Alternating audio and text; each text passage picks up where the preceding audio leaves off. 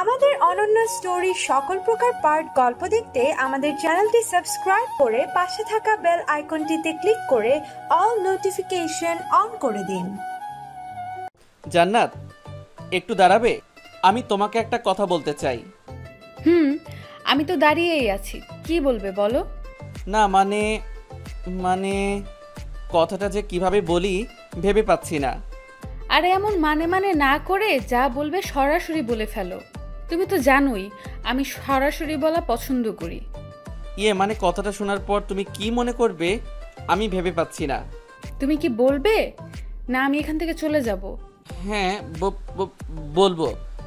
আমি তোমাকে আমি তোমাকে বলো। তুমি আমাকে কি বলো? মানে আমি তোমাকে আমি আমি তোমাকে আমি আমি আমি তোমাকে বলতে চাচ্ছি, তোমার বাংলা বইটাকে আমাকে দিবে? কি? এই কথা বলার জন্য তুমি আমাকে এতক্ষণ দাঁড়িয়ে রেখেছো, ইডিয়েট একটা। এই বলে চলে এলাম ওখান থেকে। আর ছেলেটা দাঁড়িয়ে থেকে চেয়ে চেয়ে আমার চলে যাওয়া দেখলো।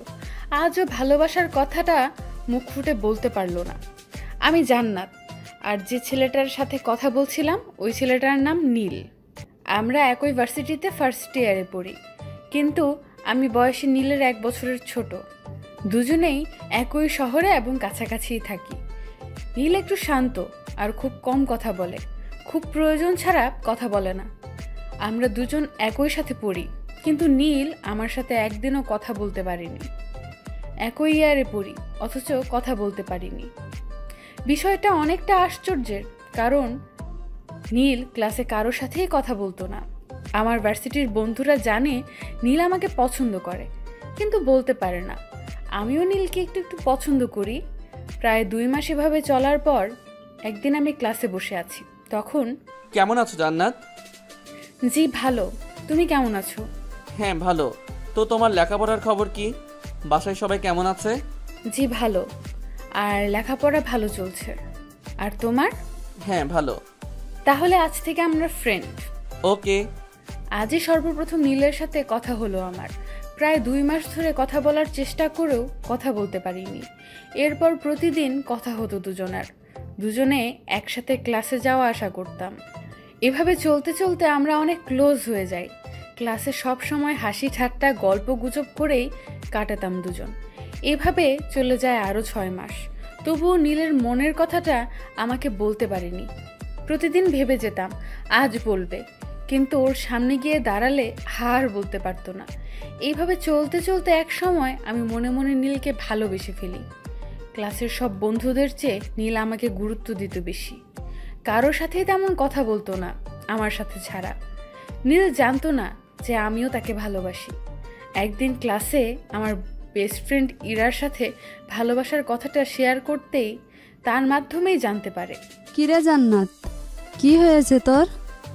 এমন মন খারাপ করে বসে আছিস কেন? কিছু না রে, এমনিতেই। বাদ দে, তুই কেমন আছিস বল। আমাকে বলবি না? আমি না তোর বেস্ট ফ্রেন্ড, তাও আমাকে বলবি না? তোর কি হয়েছে?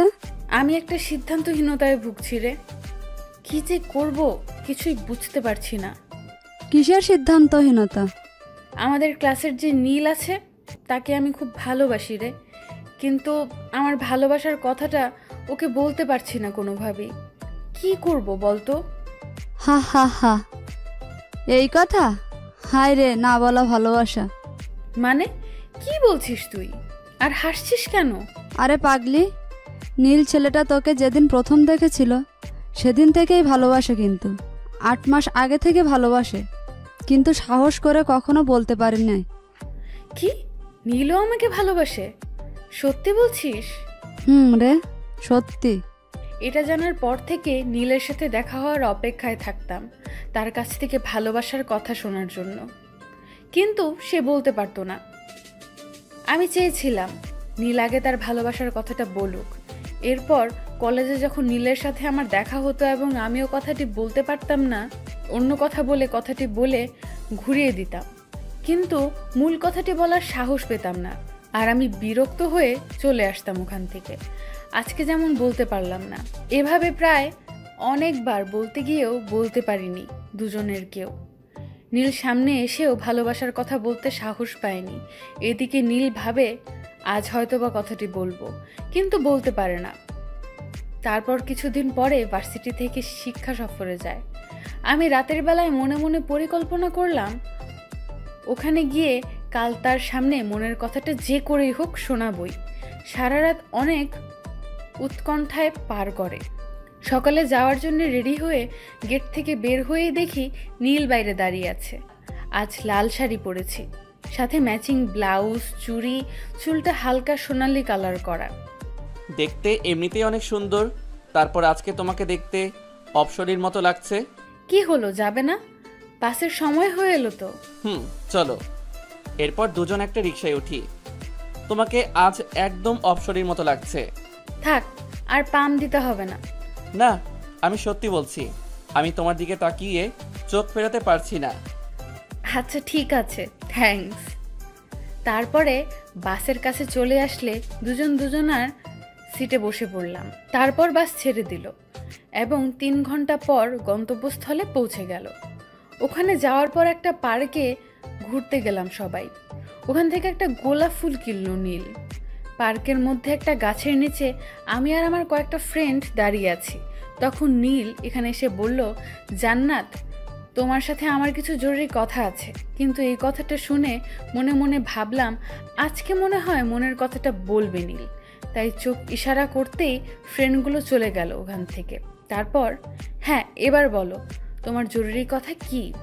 হ্যাঁ মানে আসলে হয়েছে কি, আমি তোমাকে মানে আমি আমি তোমাকে হ্যাঁ বলো, তুমি আমাকে কি? হ্যাঁ বলছি, মানে আমি তো তো তো তো তো তো তোতলাচ্ছ কেন? আমাকে ভয় পাচ্ছ? আরে না, তোমাকে কেন ভয় পেতে যাব? মানে আমি বলতে চাচ্ছি যে আমি তো তো তো তো তোমাকে। আচ্ছা থাক, তোমাকে বলতে হবে না, আমি বলছি। তুমি আমাকে ভালোবাসো, তাই তো? হ্যাঁ। কথাটি শোনার সাথে সাথে নীলের গালে ঠাস করে একটা চড় মেরে দিই। এটা কি হলো জান্নাত, চড় মারলে কেন? সামান্য একটা কথা বলতে গিয়ে তুমি এতদিন সময় নিলে? তুমি প্রথম থেকে ভালোবাসো, কিন্তু একদিনও বলতে পারোনি ভালোবাসার কথা। আমি তোমায় ভালোবেসে তোমার মুখে ভালোবাসার কথাটা শোনার জন্য অপেক্ষা করে আছি। আসলে তোমার সামনে আসলে আমার কেমন জানি হয়, আমার সমস্ত শক্তি যেন হারিয়ে যায়। সব কথা বলতে পারি কিন্তু এই কথাটা বলতে পারি না। আরে বুদ্ধু, এখন তো বলো। আমি তোমাকে ভালোবাসি জান্নাত। এইভাবে না, তুমি ফিল্ম দেখো না, হাঁটু গেড়ে বসে যেভাবে প্রপোজ করে সেইভাবে করো। এরপর নীল গোলাপ ফুলটা হাতে নিয়ে হাঁটু গেড়ে বসে আমাকে বলল, আই লাভ ইউ জান্নাত, উইল ইউ লাভ মি? ফুলটা নীলের হাত থেকে নিয়ে বললাম, আই লাভ ইউ টু বাবু। এইভাবেই শুরু হয় আমাদের অসমাপ্ত ভালোবাসার গল্প।